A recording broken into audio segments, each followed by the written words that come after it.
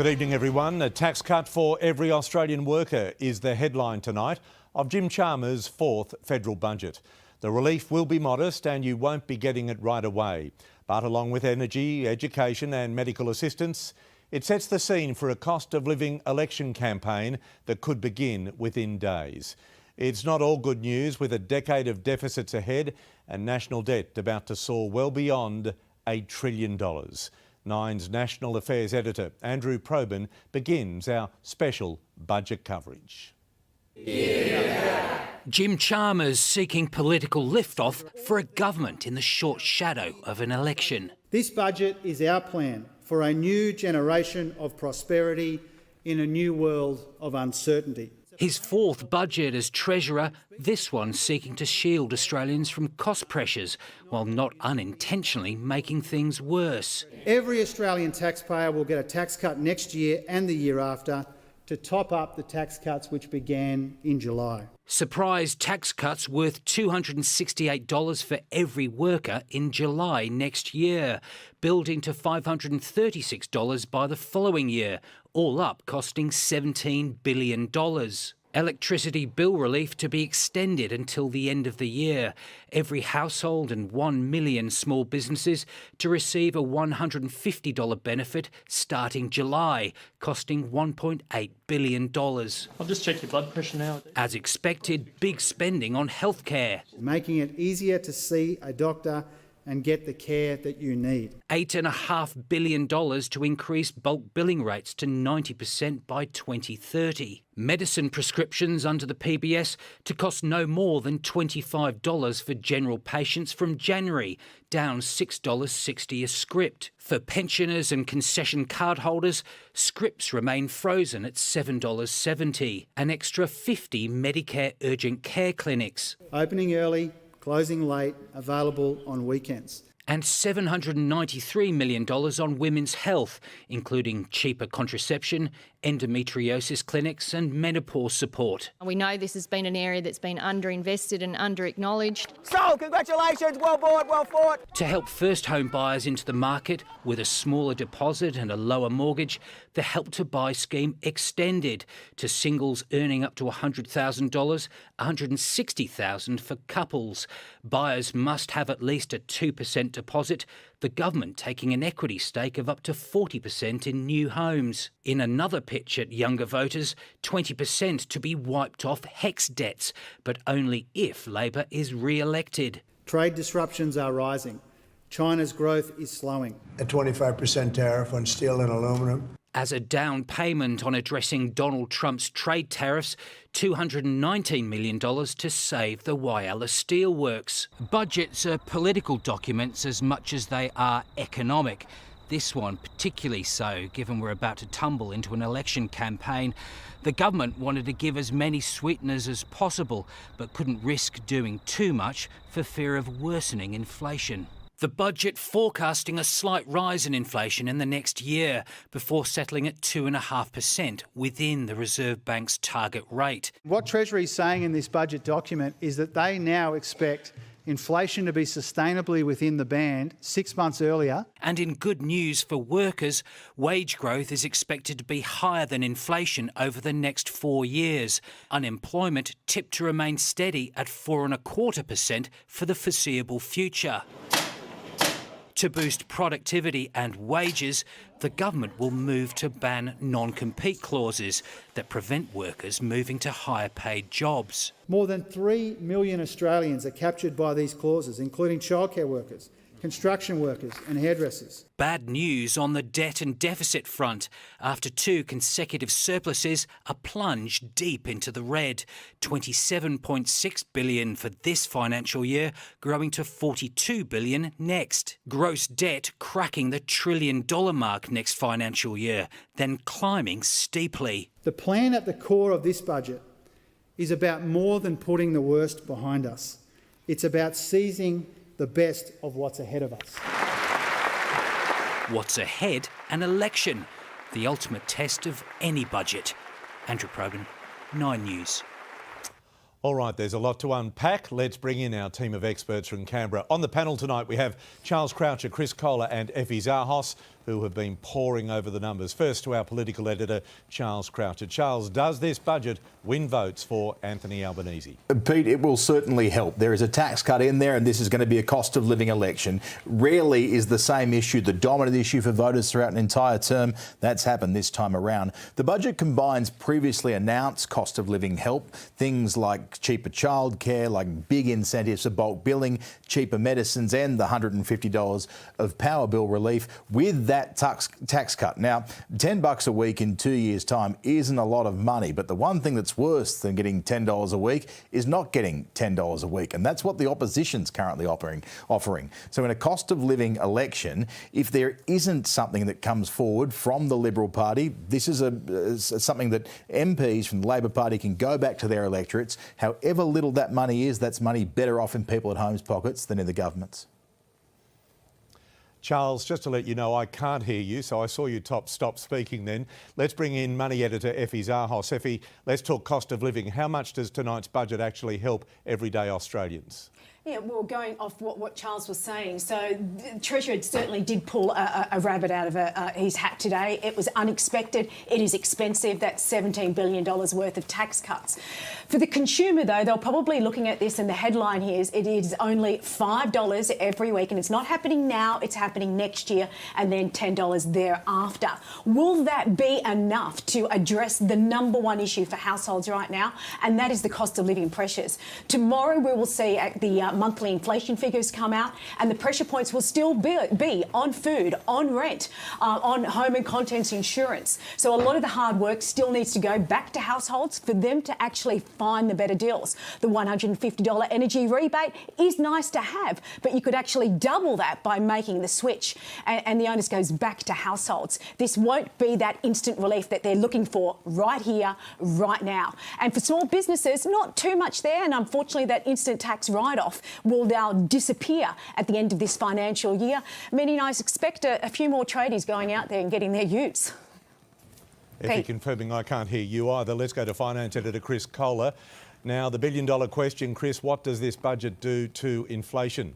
Well, Pete, hoping you can hear me, but look, right now Jim Chalmers has been saying all evening that this is a modest set of tax relief, and they are. I mean, it's not going to touch the sides for inflation because it's barely going to touch the sides for people at home. And what I think the government wants to do in the lead up to this election more than anything else is to say we've vanquished inflation and we've left the door wide open for interest rate cuts. Any more meaningful tax relief than this could jeopardise that. And I think that Jim Chalmers and Anthony Albanese aren't at all interested in being accused of overdoing it. And so what we've been left with here is a gently budget that is designed to do no harm. And as far as the Reserve Bank is concerned, it probably won't. Charles, we know Jim Chalmers has one eye on the Australian economy and another on what's happening in the White House. There was talk of Trump-proofing the economy. Does this budget do that?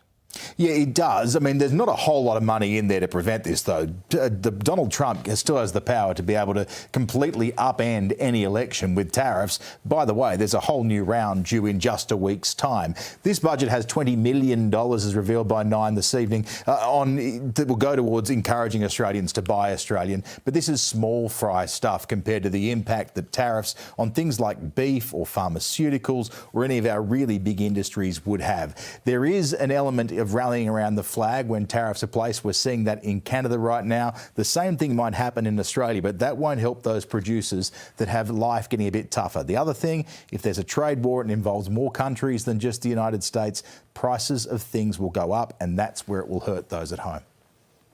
I'm taking visual cues tonight. Charles, I'm sure what you said was fascinating. Chris, this is something mortgage holders will want to know. Where does tonight's budget leave the Reserve Bank and its rate decision next week? Yeah, well, that's a very good question. Absolutely, Pete. Look, Tuesday, the Reserve Bank meets and they'll have this budget in their hands. Is there anything in there that's going to stop them or make them cut interest rates? Probably not. We're not likely to see an interest rate cut on Tuesday. No economists are really expecting that, but we've got quite a few a handful of major big bank economists who are saying that we can expect up to 3 more interest rate cuts before Christmas and maybe even another 1 or 2 early next year. Look, I think really what's more risky for that sort of outlook are the big picture stuff that Charles was just talking about, the stuff that's completely out of the control of our government and our central bank, the tariff war picking up pace. We're starting to hear from people like Andrew Irvine, CEO of NAB, saying that that is now a concern for our interest rate cutting cycle. Look, I'll have a bit of a breakdown as to how much those cuts could save Australians before the end of the year a little bit later in our update here. But for now, no cut on Tuesday, maybe a couple more to come before the end of this year though. Effie, housing is a big ticket issue for voters, one of the biggest cost of living issues. The government is throwing more money at its Help to Buy scheme, but there is 2 sides to this story. There certainly is, Pete, and following on, as Chris was saying too, that the pressure here, if rates do go down, what does this mean to the property market? What does it mean for prices? So the Help to Buy scheme, we've got to remember here that this is yet really to be rolled out. They've made some tweaks here. So essentially, Help to Buy is a shared equity system whereby the government will go up to 40% with you to buy a property, means you borrow less. They've actually increased the price caps and the income caps there, meaning you could borrow more.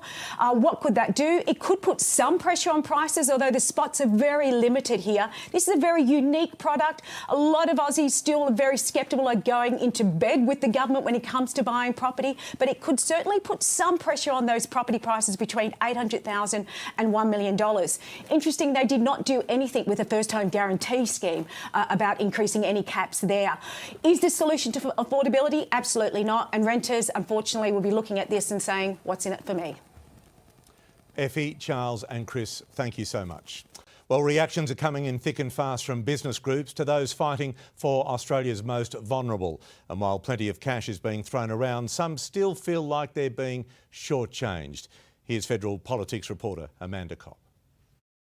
After the budget lockup, there's no shortage of reactions to the budget. First, we're going to Cass Goldie from ACOS. There's a lot of money for cost of living, tax cuts, energy bill relief. Is it enough? Well, it's not. I mean, we're astounded that tonight we've got more dollars for everyone, including those tax cuts, except people with the least. Here we have the conga line, what's called the conga line or boxes.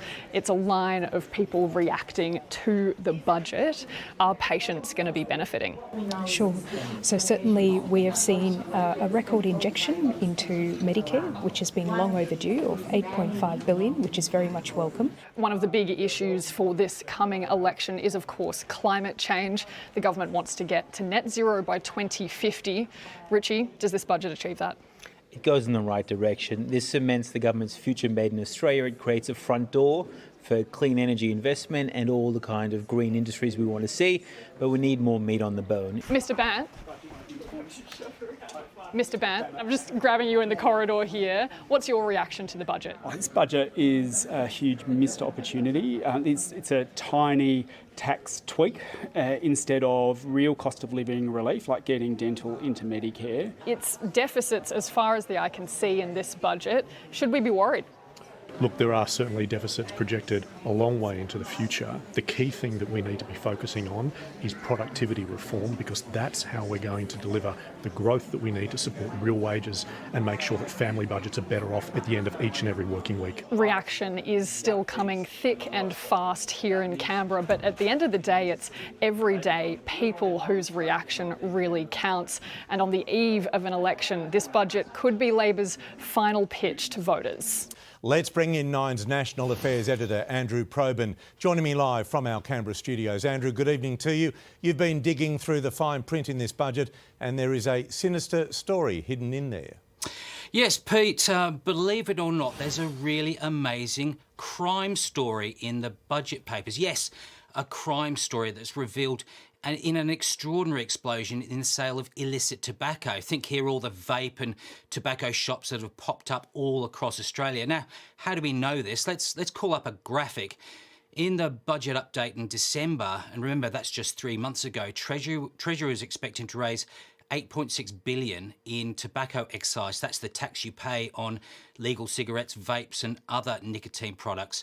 In tonight's budget, you can see that Treasury has revised tobacco excise down to $7 billion. That's a $1.6 billion fall in tax collected in just 1 year, the equivalent of 1.1 billion cigarettes worth of excise. Now, it's possible, Pete, I say possible, that fewer people are smoking than they were 3 months ago, but no one thinks the number of smokers has fallen that quickly. And importantly, neither does Treasury. They think that organised crime has moved in to an enormous extent, black market tobacco costing the budget $7 billion over the next 4 years and counting. Andrew, clearly an alarming trend. So what does the government do from here? Lifting tobacco excise further will, I'm sure, only make the problem worse. Well, if you had an investment that lost 18.5% in just 3 months, you'd want to do something about it. And the government is going to fund a crackdown on crime gangs and illegal imports. That'll cost $157 million, a lot of it going to the Australian Federal Police. But you've got to wonder, Pete, whether this will be enough to deal with crime gangs who are making so much money and whether it's enough incentive for smokers who buy very cheap tobacco on the black market. You know, a packet of legal cigarettes can cost $57 and as little as $15 under the counter. Big Tobacco is demanding the government freeze excise, but a more radical option would be to cut it. But, Pete, I'll leave you with this thought. Raising tobacco taxes began with the aim of reducing the number of smokers. That worked for a while, as we all know, but it's now making the smokers who remain unwittingly complicit in organised crime. Quite a remarkable turn of events, Pete. Andrew Probyn in Canberra, thank you. Now, this isn't the Treasurer's first rodeo. Jim Chalmers tonight handing down his fourth budget, arguably the most important in his political career, with an election just around the corner. It's also the first time in more than 75 years that we've seen a government deliver 4 budgets in a single term. I want to play just a snippet now of the Treasurer's speech to Parliament earlier this evening. Our economy and our budget are in better shape than they were 3 years ago. Yeah. Now, this progress has been exceptional but not accidental. The credit belongs to Australians in every corner of our country. We've come a long way together, but there is more work to do. Obviously, the budget is all about the numbers, but the bigger picture is about keeping the economy afloat and inflation at bay. It's not an easy task. Here with the Treasurer, Nine's political editor, Charles Croucher. Treasurer, thank you for joining us. Thanks very much, Charles. The surprise element of the budget, a tax cut for every Australian, but not until 2026. It's a bribe, isn't it? No, of course not. You know, we're topping up a tax cut for every single Australian taxpayer, and we're doing that twice. Now, in isolation, these tax cuts are relatively modest, we acknowledge that, but in combination with the tax cuts which are rolling out right now and all of the other cost of living relief in this budget, the cost of living relief is meaningful and substantial, but also responsible in the context of these pretty serious budget constraints that we have. Was there any temptation to make it this July then? Oh, of course, we considered all of the different options, but we want to make sure that we're doing this in the most responsible way that we can. We want to make sure it's consistent with inflation coming back sustainably into the Reserve Bank's target band, so that we're part of the solution to these cost of living pressures rather than part of the problem. The biggest relief anyone could get right now is with interest rate cuts, particularly if there, as forecast, are multiple interest rate cuts this year. Is there anything in this budget that you think either increases the chances of that happen or decreases the chances of that happening? Well, first of all, I don't speak for the Independent Reserve Bank. They'll take their decisions. That has to be a factor, though, when you're putting it together. Well, they'll take their decisions in the usual way. I have briefed the Governor of the Reserve Bank. I do that before every budget update, and I've done it on this occasion, running through the key measures, including the tax cuts and some of the other key measures. One of the most encouraging things about this budget is that the Treasury forecasts actually bring forward inflation coming back into much more manageable levels in a much more sustainable way, 6 months earlier than they'd anticipated in the last budget update. That's a really good thing because it shows inflation's coming down, wages are going up, unemployment's low, growth's rebounding in our economy, we've got the debt down and interest rates have started to be cut as well. Sounds to me like that inflation dragon we spoke about 2 years ago has been slayed. If so, is there not a bigger, scarier monster that's lurking, a debt demon that's going to see us go through $1 trillion of debt next year. The interest payments alone are $18 billion this year, $27 billion by the end of the next term. How do we slay that debt demon? Well, first of all, on the inflation part of the story, Australians together have made very meaningful, very substantial progress in the fight against inflation. That's a good thing. And when it comes to debt, the government has also made a lot of progress in that regard. Debt this year is actually $177 billion lower than what we inherited when we came to government. Now, that's saving Australians about $60 billion in debt interest. And so debt interest is a feature of the budget. There is more work to do to get that debt down to lower levels, but we have made a lot of progress together, and that's a good thing. Yeah, it's lower, but it's not low. How do you get it to a place where we're back in a balanced budget? Yeah, well, first of all, it's low by international standards, in fact, incredibly low compared with the rest of the world. And when we came to office, there's $1 trillion of Liberal debt. We didn't think we had enough to show for that. We've been working away to get that debt down, but there is more work to do. I acknowledge in your question. Is that something you would do in a second term? Yeah, budget repair is an ongoing task of every responsible government. And the fact that there's $2 billion of savings, even in this budget, on the eve of an election, shows that we're very serious about budget repair. We have made a lot of progress, but there's more work to do. A serious question. What comes first? An Australian-made nuclear submarine, an Australian-made nuclear power plant, or an Australian-made surplus budget? Well, we've already delivered 2 surplus budgets, the first time that's happened in almost 2 decades. When we came to office, it was a deficit every year. We turned 2 of those into Labor surpluses, and even the deficit this year is much smaller than what we inherited. So again, that's about the progress that we're making, but it needs ongoing diligence. That's why there's savings in the budget. It's why we've made almost $100 billion in savings over the life of this government. It's why we've banked most of the upward revisions to revenue, because we're managing the budget in the most responsible way we can. Okay, let's go to households, because there is the energy subsidies, we know about that, there's the Medicare, the cheaper medicines, we've heard about that. One of the provisions in tonight's speech was to eliminate non-compete clauses. How big a deal is that? It's a huge deal. I mean, there are millions of Australians caught up unnecessarily in these so-called non-compete clauses. Who are we talking about? Oh, we're talking about hairdressers and yoga teachers and people who work in small businesses, around Australia. It beggars belief that so many Australians are caught up in these things, and so we're going to abolish them for millions of Australians, for most workers, and that will make it easier for people to find and move to higher paying opportunities. And so it ticks every box. It's economic reform, it makes our economy more competitive and more productive, and it also boosts wages in our economy. And that's what brings the tax cuts and the non-compete reforms together.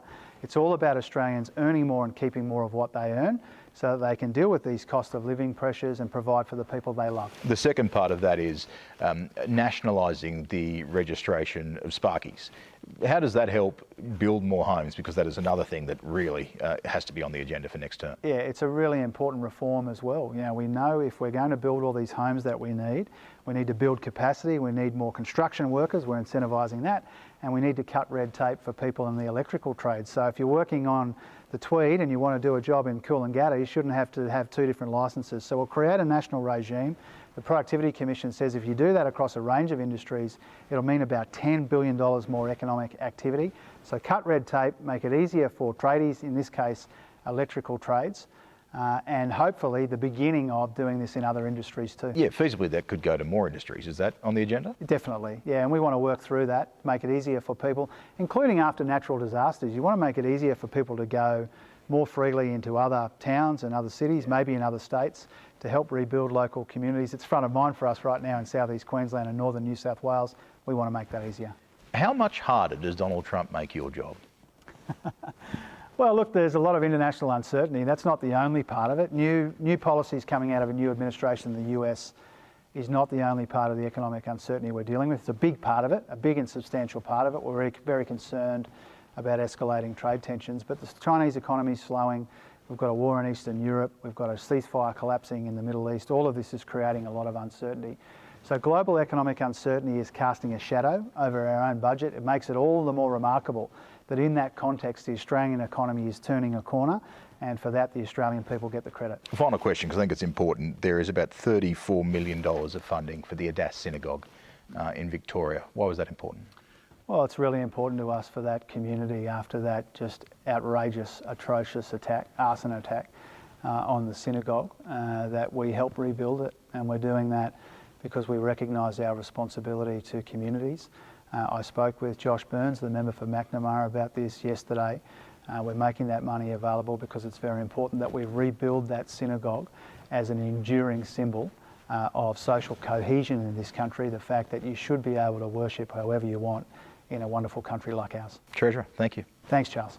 The Treasurer's tax cuts will be getting a lot of attention over the next few days, but perhaps the real focus should be on the Reserve Bank. Here is our finance editor, Chris Kohler. What's more important, rate cuts or tax cuts? You'd have to say it's probably the rate cuts. The new tax cuts announced tonight will be worth $536 a year for the average earner. That's not bad, and it helps everyone, not just people with a mortgage. But the real relief is in the hands of the Reserve Bank. If the RBA cuts interest rates 3 times by Christmas, as most major bank economists expect, that'd be worth $270 a month for a family with a $600,000 mortgage. That's 6 times more money saved over the year. So the Treasurer is being very careful not to get in the way of the bigger cost of living relief that could come sooner. This budget will cut costs for things like trips to the doctor and medicine, power bills, and cut student debt. But with the average new mortgage now sitting above $660,000 and only expected to rise from here, the interest being paid on the mortgage debt is the elephant in the room. The Reserve Bank will meet on Tuesday with this budget in hand and decide whether borrowers get the relief they really want. Chris, thank you. The landscape could change quickly. Within weeks, Australia could have a new government and a new Treasurer controlling the country's purse strings. That man is the Liberals' Angus Taylor. Here he is with our political editor, Charles Croucher. Angus Taylor, welcome. Good to be with you. Let's start with a surprise from the budget, the tax cuts. Will the Coalition support them? Well, can I say this is a budget for the next 5 weeks, not for the next 5 years and beyond. And what was offered was a bribe, an election bribe of 70 cents a day, starting in a year's time. And frankly, this is not even going to touch the sides of the economic pain that Australian households have felt over the last 2.5 years since Labor's been in power. Typical Australian family with a mortgage, $50,000 they've had to find that they weren't expecting to find since Labor came to power. This is a band-aid on a bullet wound. It's making the budget situation worse, and frankly, we can't support it. What we will focus on, and you will hear from us on this on Thursday night, the Budget in Reply, is getting the fundamentals right so that Australian standard of living improves, not through government handouts, but through making sure that the economy is working for Australians. And right now, it simply isn't. We'll get into that later, but you saying you will not support these tax cuts and won't have tax cuts of your own? These are election bribes. These are election bribes. It's 70 cents a day. I put that to the Treasurer as well. But it's 70 cents a day in a year's time. And frankly, this won't touch the sides of the economic pain that Australians have been feeling. What they need, what all Australians need, is an economy that works for them. Can they have that end? $10 a week? Well, you know what? That's $10 a week that has to be paid back somewhere else. I mean, this is money that belongs to the Australian taxpayer, and what we see in this budget is $170 billion of red ink across the 5 years of the budget. That's $6,000 for every Australian. This is a government that is addicted to spending, addicted to taxing, because we're all paying far more tax than we were 2.5 years ago, and addicted to Big Australia, where we're approaching 2 million new immigrants in 5 years, which is a number which is way beyond what was forecast by Labor, 700,000 more than was forecast. I promise we'll get to immigration. I just find it hard to believe the party of Robert Menzies would be going to an election with a higher income tax offer than Labor. Well, let's be clear. What's driving up income taxes for Australians is out-of-control, homegrown inflation. That's what's driven it. Australians are paid... This isn't inflationary. Let me put it in perspective here. A typical Australian is paying $3,500 more in personal tax than they were paying when Labor came to power, including after their so-called tax cuts. There haven't been tax cuts. Australians are paying more tax under Labor, and unless you beat inflation, unless you boost growth, unless you get the economy working, they will continue to pay more tax under a bad Labor government like the one we've seen here. OK, we've been over that. So no tax offering from Peter Dutton on Thursday. We are not matching this election bribe of 70 cents a day in a year's time. OK, let's go on to some of the promises that have been made. David Littleproud says cheaper gas. Peter Dutton says he'd be the one person that can negotiate with Donald Trump and get some kind of relief for tariffs on aluminium and steel. they're quite specific. What else is coming? Well, let's be clear. I mean, lower energy prices is a real priority for us and for the Australian people. And the reason is they were promised a $275 reduction. And in my electorate, people are paying $1,300 more than they expected a year on energy bills after Chris Bowen's failures. A renewables-only strategy hasn't worked. It won't work. We need to get more gas into the system. We need to make sure our coal-fired generators don't prematurely close. How do we do that? We did it when we were in power and when I was Energy Minister. The simple answer... Those coal-fired power stations were 5 years younger. The simple answer was we got more gas going into the system, which meant we had lower gas prices. It's not complicated, which meant we had lower electricity prices. And you'd like to see more Australian gas stick around or be diverted? We want Australian gas working for Australians. And that will be a policy to be spelled out? We'll lay out more on that in the coming days. What I will say, though, is that it will be an underlying solution, a fundamental solution, going to the source of the problem, not dealing with symptoms, which is what Labor does every time when they fail. You mentioned immigration. The numbers, I think, have gone up a little this year. They then, in the forecast, come down and probably half next year what they were last year. Is that enough? Well, let's be clear. Labor keeps failing on their forecasts. So when they came to government, their forecasts are 700,000, or were 700,000 lower than we're actually seeing now. Don't believe their forecasts. They're never right. Even this year, they've gone up again for the year we're currently in. So 10 to 15,000 higher. But they're going up. They keep going up. And the reason is they've lost control of our borders. That's the truth. They've lost control of immigration. And our housing supply hasn't been able to keep up. They had a 1.2 million house target. They'll be lucky to get to 800,000, Charles. That is going to be a challenge. So balancing immigration and housing is absolutely crucial. Yep. You will see lower immigration numbers under us. We've already laid out the pathway to do that. We'll say more about it. Now we've got So do you have an actual number or just Well, we've just lower? got new numbers Okay, tonight, that's so fine. we'll respond to those at an appropriate time. Last question. It's on debt. It goes through $1 trillion in the next year at some stage. The interest bill on that is already high. It will get higher. What big structural changes can you see beyond everything we've heard about common sense economics? That doesn't get you all the way on that. What changes will the opposition offer at the election to show some sign that there is a light at the end of the tunnel? Well, let me make a couple of comments on that. The first is that we'll re-establish the fiscal rules that were in place when we were in government, that Peter Costello originally put in place, which is to make sure that the economy grows faster than our spending. When you do that, you bring the budget under control over time. It's worked. It will work again. It's not complicated. But those fiscal rules are important because they discipline the bureaucracy, colleagues, ministers, everybody. They're a discipline on government. The second thing I'd say is we've opposed over $100 billion of Labor spending in this term of Parliament. We voted against it. It's all public. When Labor wants to build tens of thousands of kilometres of power lines, which are not necessary if you build baseload zero-emission nuclear generators, that's not money that needs to be spent. Labor's got housing programs where they haven't delivered a house. I mean, these are not programs that are appropriate. We will make sure Australians get the essential services they need, but we won't be spending money where it's not necessary. Last question, we're out of time. But do you see, having seen the numbers tonight, a situation where if you win the election in the next 5 weeks, you can get back into a surplus in the next 5 years? Well, what we have to do is make sure the economy grows faster than spending. And if you do that, you're always getting back into surplus. That's how it works. Angus Taylor, appreciate it. Good to be with you, Charles. I want to bring in John Keogh now, economics editor at the Australian Financial Review. John, good evening. First up, is this the budget you were expecting? Yeah, good evening, Pete. Look, I think the one surprise in this budget was the $10 a week tax trim that people will start to receive from July 2026. We didn't see that one coming.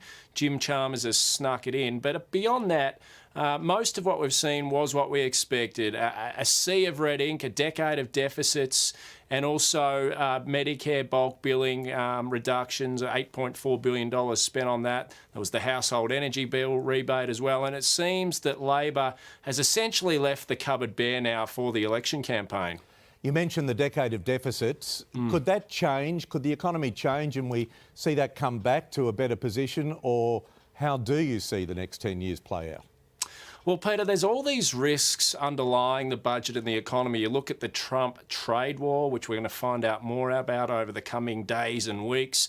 There's this very expensive energy transition as well. So there is a lot of uncertainty around all the factors that are going to hit the budget as well. It could turn out better. Unemployment could stay low. We could get another mining commodity boom with our exports to China, but that does seem less likely. And it does seem like there's more spending pressures coming on the budget over the long term, with things like defence probably having to go up because of the threat from China and Trump maybe not being as supportive of Australia, and also things like the NDIS and aged care too.